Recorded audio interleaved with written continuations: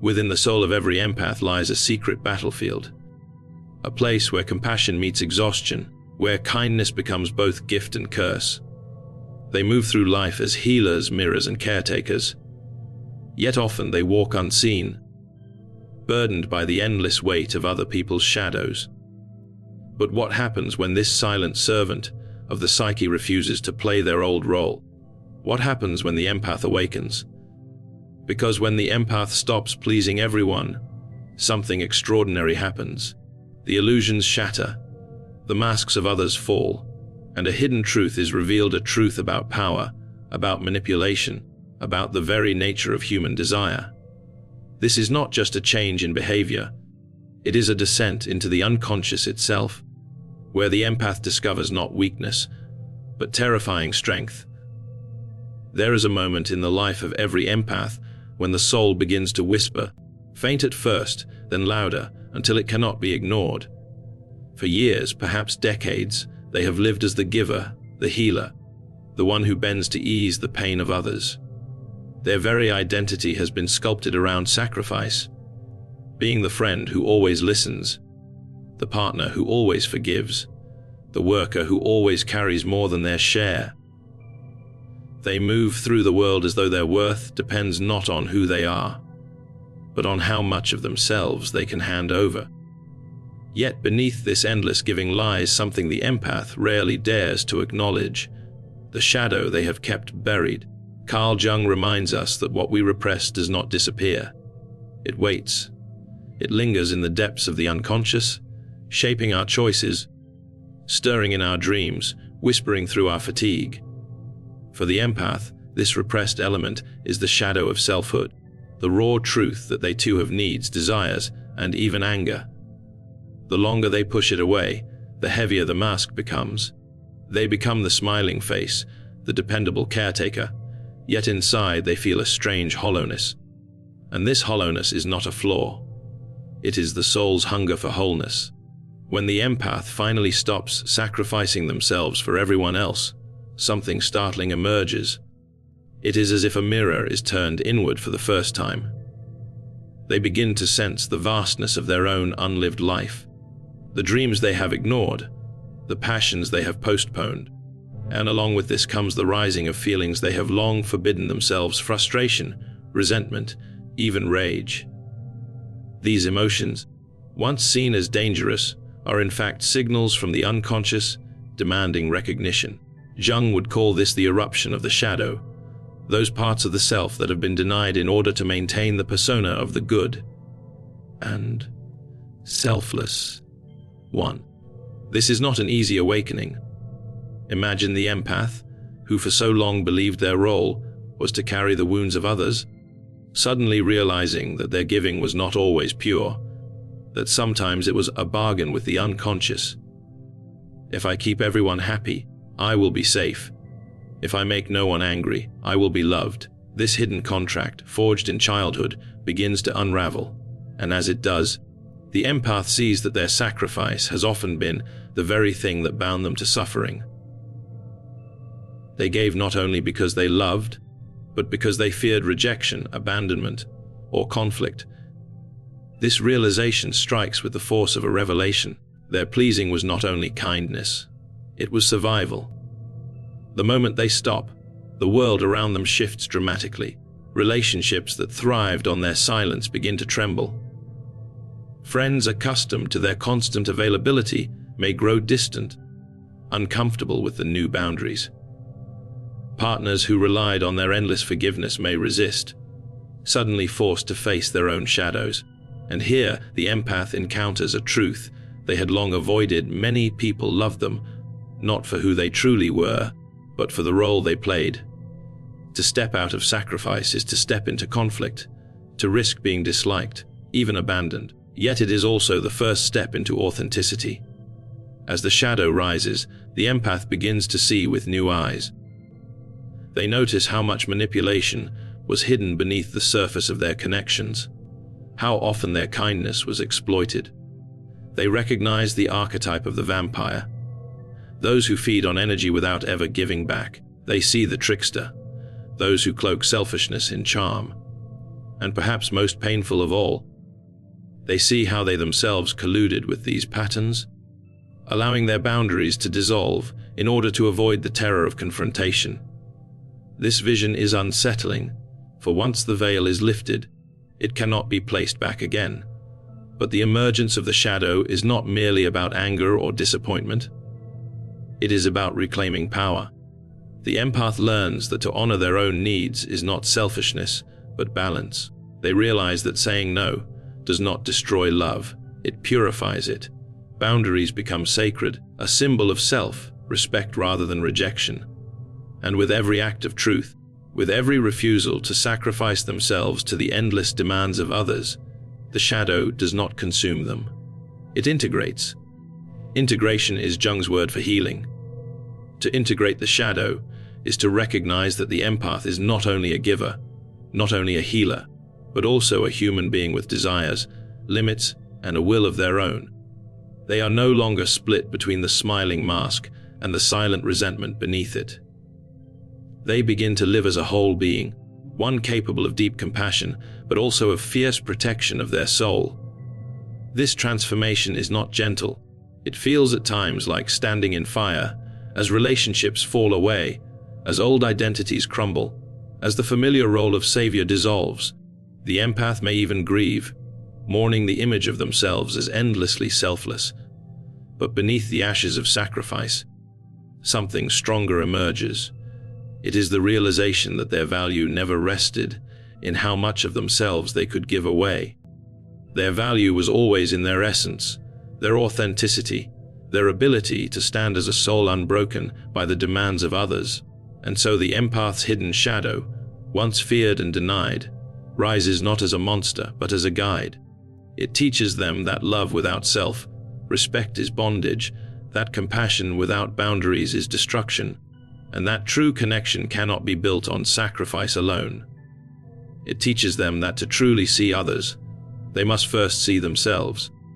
And in this seeing, the empath discovers a new kind of strength, the strength not of pleasing, but of being. Behind the empath's constant smile, behind the endless gestures of kindness, lies a carefully crafted mask. This mask is not simply politeness, nor is it only generosity. It is a shield, a protective covering forged in the early fires of life. Somewhere, perhaps in childhood, the empath discovered that confrontation brought pain, that expressing their true feelings led to conflict, rejection, or withdrawal of love. And so instead of fighting, they learned to please. Instead of speaking their truth, they offered what others wanted to hear. This was not weakness, it was survival. The mask of pleasing became their safety, their hidden armor against the unpredictability of human relationships. But like all masks, it comes at a cost. For when you are always busy reflecting the needs of others, you forget the shape of your own face. When you are always adjusting yourself to keep the peace, you slowly lose the ability to recognize what you truly think, what you truly desire. The mask keeps the empath safe from the storms of confrontation, but it also blinds them from the vast inner landscape of their own soul. In Jung's language, this is the persona, the image we present to the world. And the persona, while necessary, is dangerous when it becomes the entire identity, for then, the inner voice is silenced, and the self is eclipsed by a performance. Imagine the empath in conversation with a friend. The friend complains, projects, demands validation. The empath smiles, nods, offers reassurance. Inside, perhaps they disagree. Inside, perhaps they feel the weight of manipulation. Yet they remain silent. Why? Because the mask whispers, if you speak your truth, you may be abandoned. If you say no, you may no longer be loved. If you resist, you may be punished. And so the mask continues its work, protecting them from confrontation in the outer world, while slowly suffocating the inner one. This is the paradox. The empath, who can sense the emotions of others with near psychic clarity, often loses touch with their own. They can read the room, but not their heart. They can feel the sorrow of a stranger, yet be blind to the storm of exhaustion inside them. The mask creates an illusion. If I am endlessly agreeable, I am safe. But safety is not truth. Safety is not freedom. Safety is not wholeness. It is a prison disguised as kindness. And here, the deeper psychological conflict reveals itself. Jung taught that the unconscious always seeks balance. If the conscious mind insists on being endlessly agreeable, endlessly selfless, then the unconscious will generate dreams, emotions, even illnesses to remind the empath of what has been repressed. They may dream of being trapped in houses with no doors. They may feel sudden waves of anger that terrify them, because it does not fit their self-image as the gentle caretaker. They may even experience physical exhaustion, as though the body itself is crying out, "I cannot carry this mask any longer." The psyche rebels when truth is buried beneath persona. The unconscious will not allow blindness forever. But why is confrontation so frightening for the empath? Why is the mask so hard to remove? It is because confrontation is not only about words, it is about power. To speak truth is to risk breaking the illusion of harmony, to risk exposing one's own needs, to risk being seen not as perfect or endlessly giving, but as flawed, as human. For the empath, who has built their identity around pleasing, this is terrifying. To remove the mask feels like death, because the mask has become the only way they know to exist in relationship with others. And yet, behind the fear lies something extraordinary. If the empath dares to lift the mask, they begin to see themselves for the first time. They begin to recognize how much of their life has been shaped not by choice, but by avoidance. They see the countless times they silenced their voice in order to keep peace. They see the opportunities they lost because they were too busy carrying others. They see how many people were drawn to them not out of love, but because the mask was convenient, easy, and endlessly compliant. And this vision is both painful and liberating, for it reveals the truth that has been hidden all along. The mask was never protection. It was blindness. When the empath stops wearing it, the world grows sharper. Conflict, once unbearable, becomes a necessary teacher. Anger, once terrifying, becomes a signal of boundaries crossed. Authenticity, once dangerous, becomes the path to freedom. But at first, it is overwhelming. They feel exposed, vulnerable, raw. They wonder, if I do not please, who am I? If I do not serve, will anyone stay? If I show my true face, will I still be loved? These questions pierce like daggers, for they strike at the core of the identity that has been constructed over years of sacrifice. But the truth waits behind the fear. The empath is not only the mask. They are not only the persona of kindness. They are a vast being, capable of compassion and confrontation, gentleness and strength, forgiveness and fury. To see this is to step into wholeness. And yet, before wholeness comes the shattering of illusion. The mask must break, and with it, the false safety it once provided. The empath must look directly into the mirror of their own soul and admit, I have been blind to myself. I have been so busy protecting myself from conflict that I have betrayed my own essence. And this admission is the beginning of vision, the slow awakening to the truth that lies beneath the mask. There comes a moment when the empath can no longer hold the mask. The smile feels heavy, the nodding becomes unbearable, the act of endless giving begins to rot from within. The weight of silence grows too dense, and the soul cracks under its pressure. When the mask finally falls, it does not fall quietly. It shatters like glass, scattering illusions across the ground. And in that raw silence, the empath sees with eyes that have long been closed. For the first time, they are not blinded by the need to please.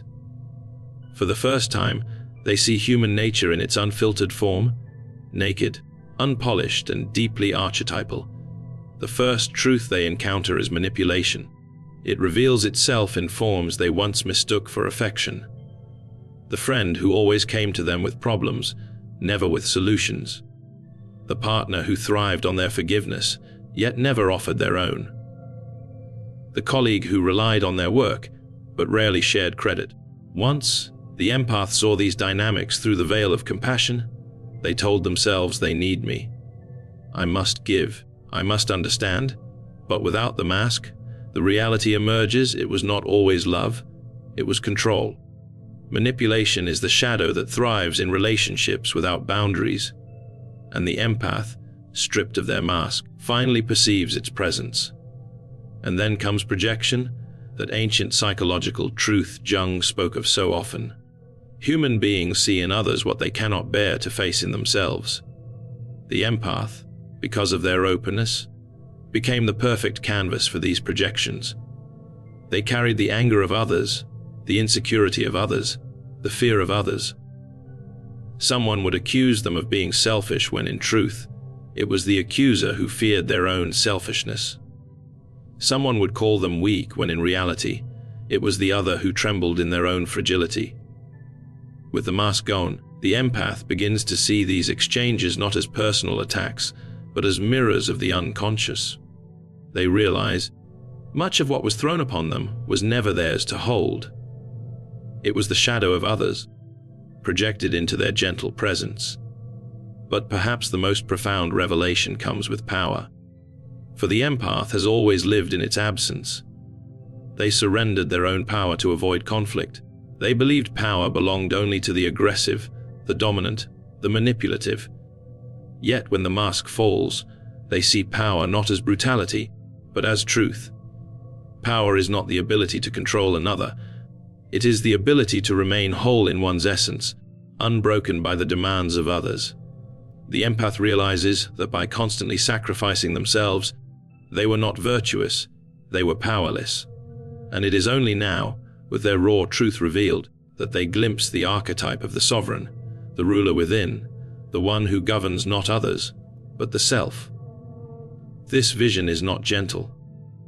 To see manipulation where you once believed in loyalty is heartbreaking. To see projection where you once assumed love is disorienting.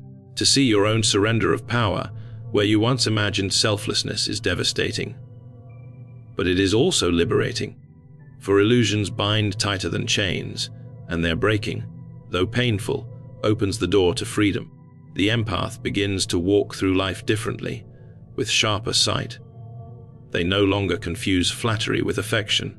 They no longer mistake pity for care. They no longer assume that every request for help is pure. They have learned that the unconscious of others can use them as a vessel, and they must now decide what to carry and what to refuse. And yet, this newfound vision brings another archetype into their awareness, the trickster. The trickster lives in all human beings, weaving deception, charm, and illusion. The empath, once so innocent, now sees how often the trickster moved through the words of others, the flattery that concealed envy, the promises that concealed exploitation, the affection that concealed dependency. To see the trickster is to see beyond appearances, and this is a terrifying gift, for it strips away the comfort of naivety. Once seen, it cannot be unseen. The empath begins to notice the subtle games of power that people play, the strategies hidden in their kindness, the unconscious hunger behind their demands. At the same time, another archetype emerges, the shadow healer. For now the empath realizes that their gift was never meant to be used in blindness. Their sensitivity, their capacity for deep feeling, is not a curse, it is a mirror. But the mirror must reflect both light and darkness. They are no longer the knave healer who gives without end. They are the seer who recognizes the wounds others try to hide, the games they try to play, the masks they wear. This recognition is both dangerous and sacred, for it demands courage to stand in truth without returning to the comfort of illusions. In this stage, the empath often feels isolated. The world looks different through awakened eyes. Conversations that once felt warm now feel heavy with hidden motives. Relationships that once seemed pure reveal cracks of dependency and control. It is not that the empath becomes cynical. It is that they finally see. They see that human beings are complex, driven not only by love but by fear, not only by care but by need, not only by honesty but by shadow. They see that every act carries layers, conscious and unconscious, and that to walk among others with open eyes is to step into a labyrinth of archetypes, playing themselves out in the theater of life. This perception is the beginning of wisdom, for wisdom does not come from endless giving or blind sacrifice. It comes from seeing the patterns, from recognizing the ancient forces that move through individuals, through relationships, through societies. The empath, stripped of their mask, stands not only as a healer, but as a witness to these truths. They understand now that manipulation is not random. It is the shadow of power denied. They see that projection is not personal. It is the psyche's attempt to rid itself of unbearable truths. They realize that power is not to be feared. It is to be reclaimed, owned, and balanced within the self. And once these archetypal truths are seen, the empath can never return to the blindness of the mask. The journey of the empath reaches its most profound turning point not when they remove the mask, not even when they see the shadows in others, but when they turn inward and discover the shadow within themselves. For so long they believed they were only light, gentleness, compassion, forgiveness. They defined themselves by how much they could give, how much they could endure, how much they could soften the rough edges of the world. But when the illusions fall, a shocking revelation emerges. They are not only light, they are also darkness. They are capable of rage, of desire, of fierce refusal. They are capable of becoming the very thing they once feared. And this realization shakes them to the core. In Jung's psychology, this moment is the confrontation with the shadow, the repressed, unacknowledged aspects of the self. For the empath, the shadow often contains everything they believed was unacceptable: anger, self-interest, even the need for solitude. They buried these qualities beneath endless sacrifice, believing them dangerous, unworthy of love. But the unconscious does not forget. It waits, pressing against the walls of the persona, until one day the barrier breaks. When it does, the empath meets parts of themselves they hardly recognize.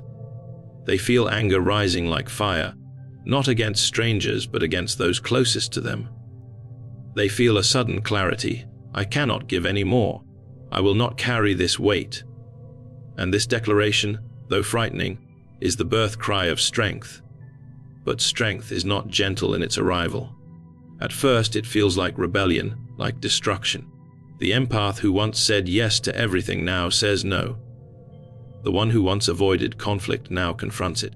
They look at relationships that thrived on their silence and begin to speak.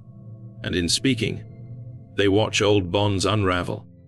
Friends who once relied on their endless listening grow distant when boundaries appear.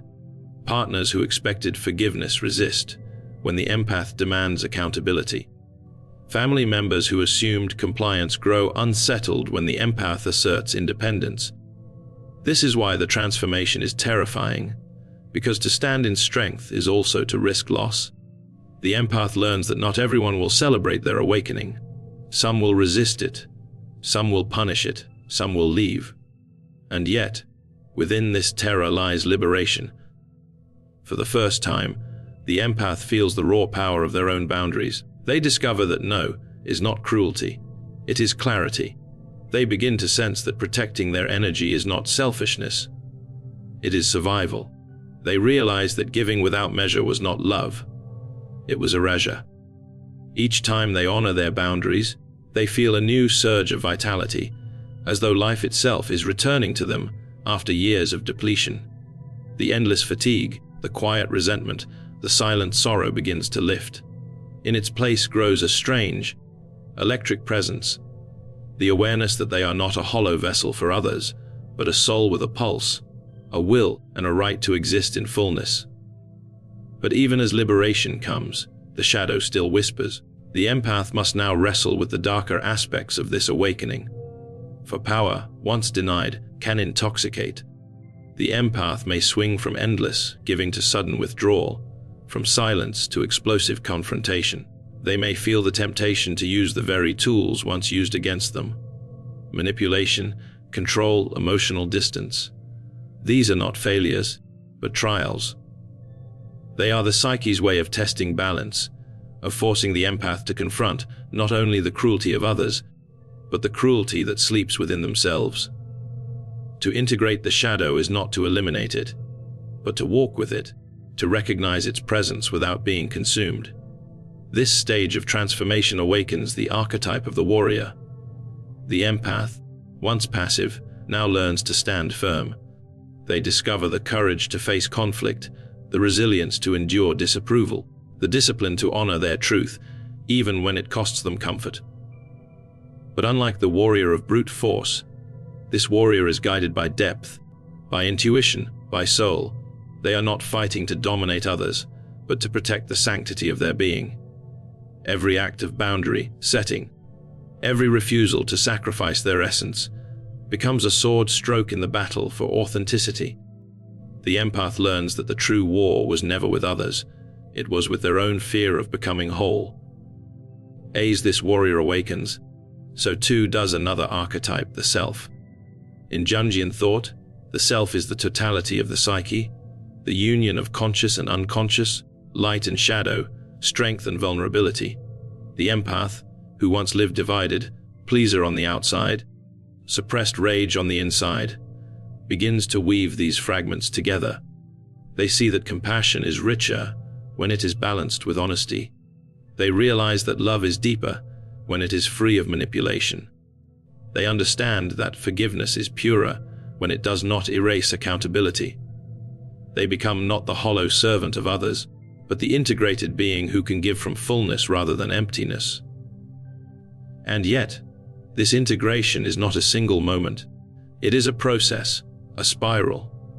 At times the empath will feel the old mask calling, tempting them back into the safety of pleasing. At times the shadow will rise too fiercely, burning with anger that shocks even themselves. They will stumble, they will question, they will fear. But each step, each struggle, brings them closer to the center of their being. They begin to see their own life as a myth unfolding, a story of descent into the underworld of sacrifice, and a return to the surface with the treasure of authenticity. They begin to understand that the terror of losing others is outweighed by the liberation of finally finding themselves. And this is why the transformation is both terrifying and liberating. For the empath, stepping out of sacrifice is not merely a change in behavior. It is a rebirth of the soul. They are no longer defined by how much they can give away, but by how fully they can stand in their truth. They are no longer the mirror of others' needs, but the reflection of their own essence.